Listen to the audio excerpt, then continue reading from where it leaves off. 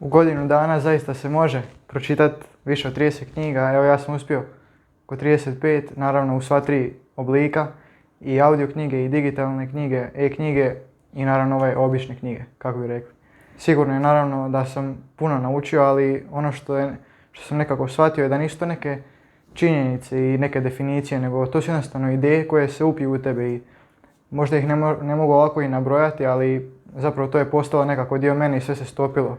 I sigurno vidim da nisam isti ja kao što sam bio prije godinu dana, tako da to je jedna velika stvar zapravo. Iako malo zbunjujuća, ali zapravo je to tako. I ono što sam prije svega primijetio je da nisu sve knjige za svakog.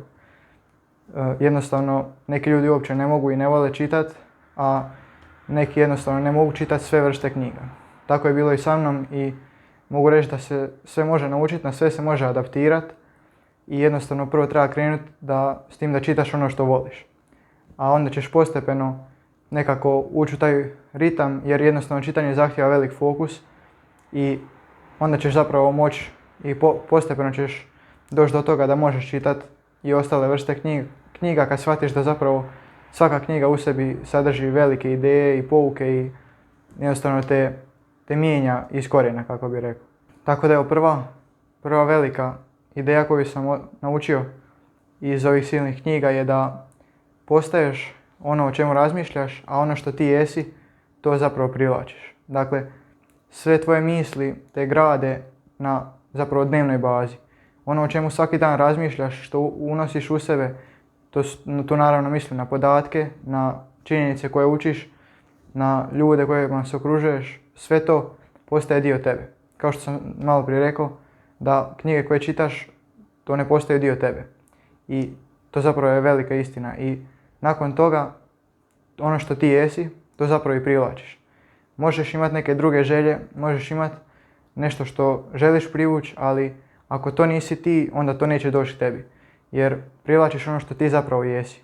I to sam iskusio mnogo puta u ovoj godini, jer ono što ti zapravo jesi, to će ti doći. Zapravo tu se zapravo sličnosti privlače.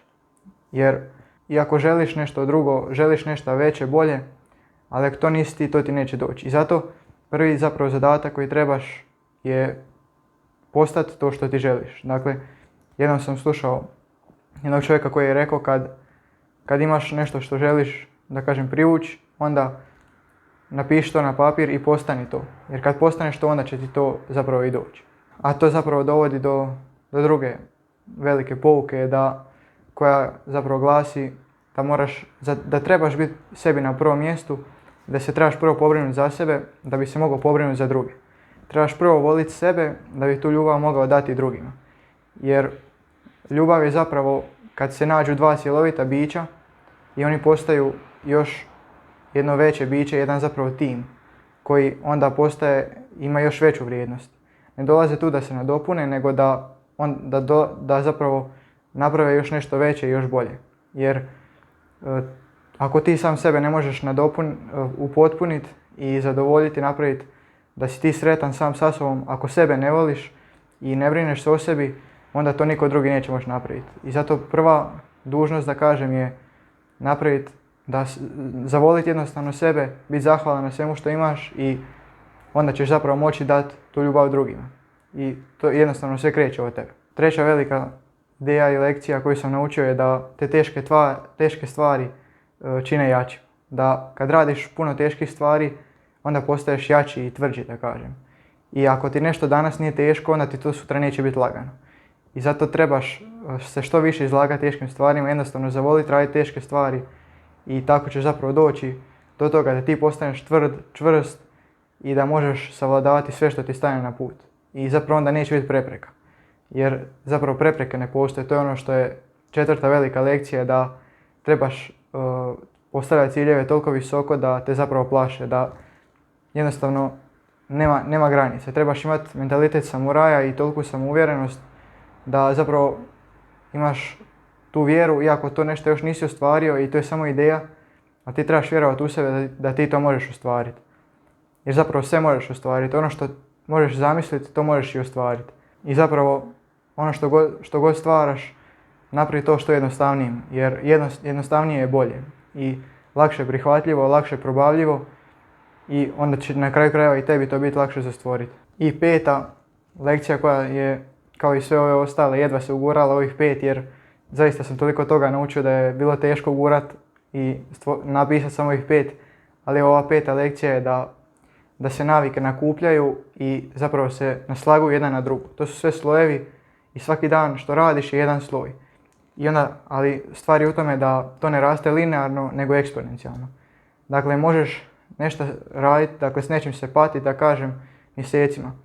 I na 10. mjesecu ćeš jednostavno će kliknut. I radit ćeš to puno bolje, napredak će biti puno veći i brži i moćeš zapravo, nekako će se sve otključati, da kažem. Ali zato je važno svih ovih 9 mjeseci radit, biti uporan i strpljiv. Kad nemaš ništa, kad se ne vidi svjetlo na kraju tunela, raditi, imati vjere, a onda na kraju, nakon dovoljno vremena će to doći, nakupiti se i zapravo će eksponencijalni rast napraviti svoje. Naprimjer, možemo reći da ako štediš, naprimjer, 10 kuna tjedno, kad malo zarađuješ, onda to će te dovesti do toga da ćeš moći štediti 1000 kuna mjesečno i 1000 kuna tjedno kad budeš više zarađivao. Naravno, kažem, ima tu još puno ideja i puno, da kažem, činjenica i lekcija koje su se stopile u mene, koje su postale zapravo dio mene i to je ono zašto treba zapravo čitati, zato što se ti mijenjaš, ti rasteš, ti postaješ bolji i jednostavno ne možeš se prepoznati nakon pola godine, nakon godinu. Tako da, evo, svakako kreni s čitanjem onog što voliš, a to što te dovesti da čitaš i ono što trebaš.